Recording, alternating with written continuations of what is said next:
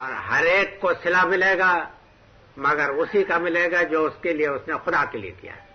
باقی جس کے لیے کیا اس سے لے. قوم کے لیے کیا ہے تو قوم سے لیجیے. اور قوم تو دے بھی دیتی ہے بھرپور, خبر بنا کے پوچھتی اور کیا کرے. قوم دے دیتی ہے, قوم نہیں باقی رکھتی.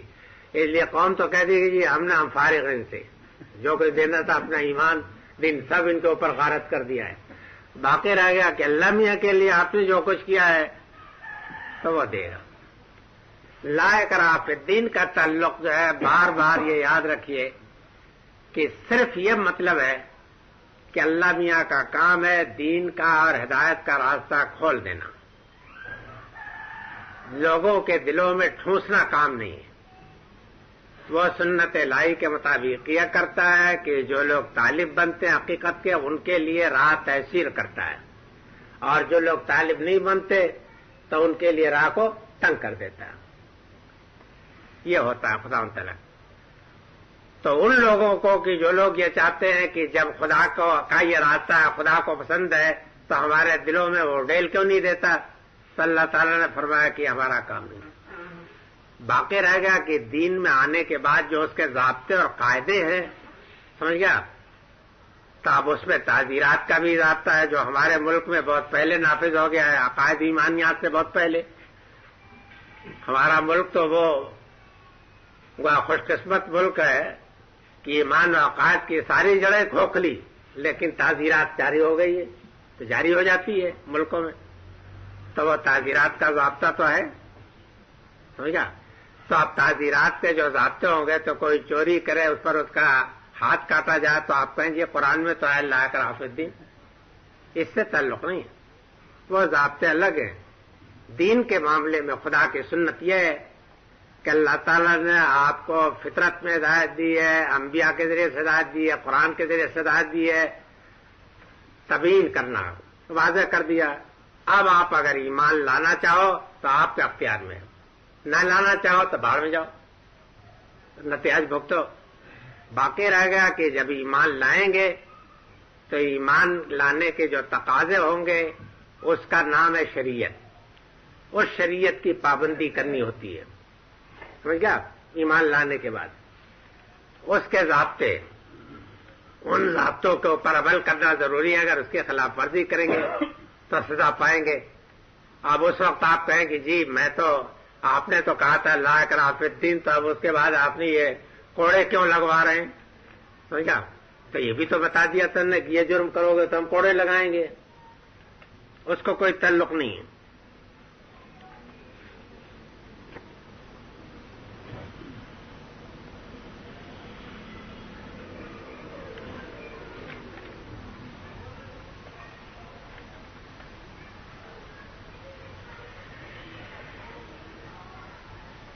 رموز اوقاف میں آیت کے نشان کیا حقیقت رکھتے ہیں, خصوصاً جبکہ ان کو اوپر لا وغیرہ کی علامت کے ذریعے سے بتایا جائے کہ ٹھہرنا ناجائز ہے. کیا یہ نزول قرآن کے وقت سے ہیں؟ آیت کے بعد کے دائرے جو 5 کی شکل میں یا 3 نقطوں کی شکل میں نشانات سے کیا مراد ہوتا ہے؟ اگر یہ امتحان ہے تو اس کے لیے مجھے تیاری کا موقع دیجیے. اس کی وجہ یہ ہے کہ واقع ہے کہ میں نے دیکھا تو بہت مرتبہ غور کیا, اور میری رائے یہ ہے کہ اوقاف وغیرہ کے جو نشانات ہیں یہ بہت سائنٹیفک ہے. یعنی میں مانتا ہوں کہ بہت سائنٹیفک ہے, لیکن یہ شروع سے نہیں ہے. یہ تو بعد میں لگائے گئے ہیں, بعد میں ہی سارے کام ہوئے ہیں یہ سب. اس لیے کہ ایک صاحب زبان جو ہے وہ تو اپنی زبان کو پڑھتا ہے تو قاعدے کے مطابق پڑھتا ہے, لیکن جو صاحب زبان نہیں ہوتا ہے تو وہ اگر پڑھے تو اس کے لیے مشکلیں پیش آ سکتی ہیں. تو ان کے لیے ضرورت ہوئی کہ جس طریقے سے دوسری زبانوں میں کاما ہے, ڈیش, انٹروگیشن, اس طرح کی علامتیں ہوتی ہیں نا کہ اوقاف اور رموز لگائے گئے, کہ لگائے گئے.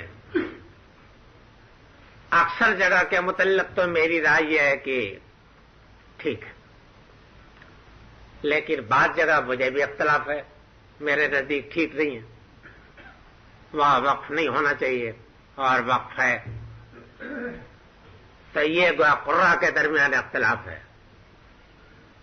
قرہ سے مطلب یہ قرہ نہیں ہے جو یہ قرہ ہوتے نہیں، علماء کا مطلب یہ علماء جو جانتے ہیں نا ان کے درمیان کا اختلاف ہے کہ ان کے نزدیک یہاں وقف ہونا چاہیے اور دوسرے کے نزدیک یہاں نہیں وقف ہونا چاہیے. یہ مسئلہ اختلافی ہے، ہو سکتا ہے. بعض جگہ مجھے بھی اختلاف ہے اور میں اصرار کے ساتھ یا تو وہاں ٹھہرتا ہو یا نہیں ٹھہرتا ہوں، یعنی میری اپنی رائے ہے، سمجھ گیا، کہ یہاں وقف ٹھیک نہیں لگا ہے، یہ غلط ہے. یہ فقہی یا علمی اختلاف کی نوعیت کا ہے. بیشتر کے متعلق ظاہر ہے کہ میں نے تو غور کیا وہی نہ کہ جہاں مجھے اعتراض ہوا ہے وہیں غور کیا ہے. باقی تو میرے نزدیک یہ ہے کہ کوئی شبہ نہیں پیدا ہو، اس لیے میں نے غور بھی نہیں کیا ہے. چند جگہ ہیں اور میں نے تفسیر میں اس کا اشارہ بھی کر دیا ہے کہ یہاں میرے نزدیک وقف جو ہے ٹھیک نہیں ہے، یہاں اتصال ہونا چاہیے، یہاں وقف ہونا چاہیے، یہاں اتصال نہیں ہونا چاہیے. باقی رہ گیا کہ یہ بات کی چیزیں ہیں لیکن بہت سائنٹیفک. میں یہ کہہ سکتا ہوں کہ انگریزی سے زیادہ سائنٹیفک ہے قرآن مجید کے جو اوقاف رموز، اس لیے کہ انگریزی زبان میں بھی بہت سی چیزوں کے لیے کم سے کم یہ ہے کہ میرے علم ہے کہ علامات کوئی نہیں ہے مگر قرآن میں ہیں. ان چیزوں کے لیے قرآن مجید کے یہ علامتیں بہت جامع ہیں، سمجھ گا. اگر اردو میں اختیار کر لیے جاتے تو بہت سے لوگوں کو اردو پڑھنے کا سلیقہ آ جاتا، سمجھ گا. لیکن یہ وہی اسی زمانے کی بنے ہوئی ہیں. آپ سائنٹیفک طریقے پر اگر ان کی شکلوں میں تبدیلی ہو تو لوگ یہ سمجھیں گے کہ قرآن میں تبدیلی ہو گئی، حالانکہ اس کو قرآن سے کوئی تعلق نہیں ہے، وہ تو علامتیں ہیں. اب مثلا دیکھ لیجئے کہ یہاں بھی فی دنیا والآخرہ جو ہے اس کے بعد یہ سلونہ کا، سمجھا. تو ظاہر ہے کہ اس ٹکڑے کا تعلق آگے سے تو ہے نہیں، ذرا حال ہے کہ اسی آیت کی تمہید ہے پہلی اس کی آگے والی آیت کی، حالانکہ آگے تعلق نہیں ہے، پیچھے سے تعلق ہے. لیکن پیچھے کا حال یہ ہے کہ قافیے کے لحاظ سے تفکرون پر آیت ختم ہونی چاہیے، قافیے کے لحاظ سے، معنی کے لحاظ سے ختم نہیں. اب یہ ہے کہ یہاں کیا علامت ہونی چاہیے تھی، یہ بڑا مشکل مسئلہ تھا. میرے نزدیک بہرحال کوئی علامت ایسی ہونی چاہیے تھی کہ جو یہ واضح کر دے کہ ہے لا لگایا ہوا. لیجیے اگر دیا ہو تو میری یہ بات صحیح ہوگی کہ قرآن مجید کی علامات جو ہیں بہت سائنٹیفک ہیں. بعض جگہ اختلاف ہے اور یہ اختلاف کوئی ایسی چیز نہیں ہے کہ جس کو کوئی اہمیت ہو. یہ لا لگایا لا بنا ہوا ہے، یہ لا بنا ہوا ہے. مطلب یہ ہے کہ تفکرون جو ہے قافیے کے لحاظ سے تو وقف ہے لیکن معنی کے لحاظ سے پھر دنیا والآخرہ بجا یہ بنا ہوا. تو معلوم ہوا کہ بڑی جدوجہد کی گئی ہے کام کے لیے. یہ چیز بہت قابل قدر ہے لیکن ان چیزوں کو کوئی تعلق ان قاری لوگوں سے نہیں جو کہ پڑھے لکھے ہیں. اس کا تعلق علماء سے ہے، سمجھے آپ. علماء میں اس کے لیے اختلاف بھی ہو سکتا ہے. اب یہ ہے کہ یہ بات واجب ہے واجب ہے واجب ہے واجب ہے واجب ہے. یاد رکھیے کہ سیدنا عثمان غنی نے جس قرات کے اوپر امت کو مجتمع کر دیا ہے، میں امام ذیلی کا ہم مذہب ہوں اور قرآن کا بھی ہم مذہب ہوں اور اللہ اور رسول کا بھی ہم مذہب ہوں. کس قرات کے سوا کسی دوسری قرات پر قرآن کا پڑھنا جائز نہیں. قرات متواتر معروف ہی ہے، یہ قرات حفظ، اسی کو قرات حفظ کرتے ہیں. سیدنا عثمان غنی نے کس چیز کو کے لیے قرآن کو اس طریقے سے کیا کام کیا تھا؟ قرآن تو مجتمع پہلے سے تھا، قرآن تو مجتمع پہلے سے تھا. اس کا جمع کا کام تو حضرت جبریل امین اور حضرت رسول اللہ صلی اللہ علیہ وسلم کر گئے. مزید کام حضرت سیدنا ابو بکر کر گئے. یہ امانت میں حضرت حفصہ کے تھا. اس کے بعد سیدنا عثمان غنی کے زمانے میں یہ سوال پیدا ہوا کہ لوگ قرأتوں میں اختلاف کرتے. یہ بھی سوال پیدا ہوا تھا, اور کوئی سوال نہیں تھا, صرف ایک ہی سوال تھا کہ قرأتوں میں اختلاف کرتے.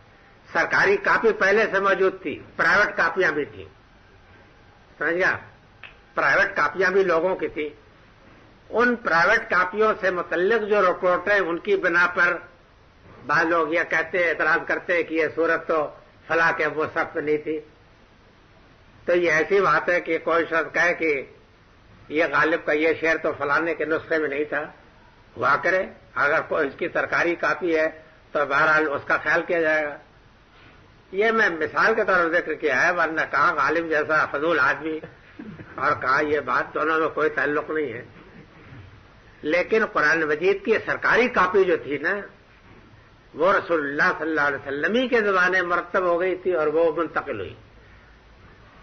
سیدنا عثمان غنی کے زمانے میں یہ بات ہو گئی کہ قرأت کے اختلاف کو رفع کر دیا گیا. یہی تو کیا گیا ہے. اسی لیے امام ذیلی جو ہیں, اللہ ان کو کروٹ کروٹ جنت نصیب کرے, کہ انہوں نے کہا کہ اب سیدنا عثمان کے اس مصحف کے بعد جو ہے اس قرأت حفص کے سوا اور کسی قرأت پر قرآن کا پڑھنا جائز نہیں. میرے نزدیک بھی جائز نہیں, میں بھی جائز نہیں سنتا. اس لیے اگر کوئی صاحب کبھی پڑھنے کی تکلیف اٹھاتے ہیں تو میں کہتا ہوں کہ اگر آپ اس قرأت کے سوا اور کسی قرأت پر کریں گے, پڑھیں گے, تو میں اٹھ کے چلا جاؤں گا. میں کہہ بھی چکا صاحب. ایک صاحب آیا کہنے لگا کہ میں چاہتا ہوں کہ کچھ اپنے قرأت اگر آپ اجازت دیں تو میں پڑھوں. میں نے کہا جی یہ بڑا ثواب کا کام ہے, قرأت کے لیے اجازت لینے کا کیا فرض ہے, سنائیے.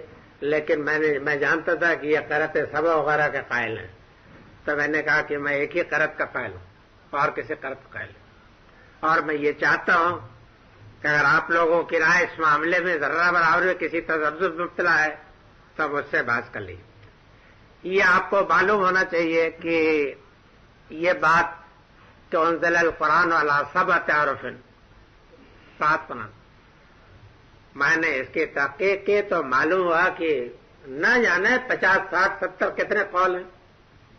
اور اس کے بعد اللہ کروٹ کروٹ نصیب کرے اس شخص کو جس نے کہا کہ یہ آیات متشابہات میں, یہ حدیث جو ہے متشابہات میں سے, یعنی اس کا مطلب سمجھ لیں.